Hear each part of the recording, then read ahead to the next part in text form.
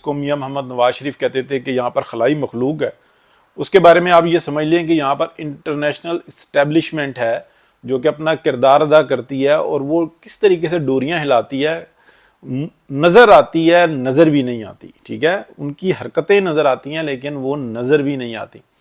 ہوتی ہے لیکن نظر نہیں آتی. میاں محمد نواز شریف نے یہ بات بہت پائیدار کہی تھی، سمجھنے والے کو سمجھ آ جاتی ہے، جس نے صرف تنقید کرنی ہوتی ہے یا بغض اس کے اندر موجود ہوتا ہے تو وہ اس بات کو سمجھ نہیں سکتا.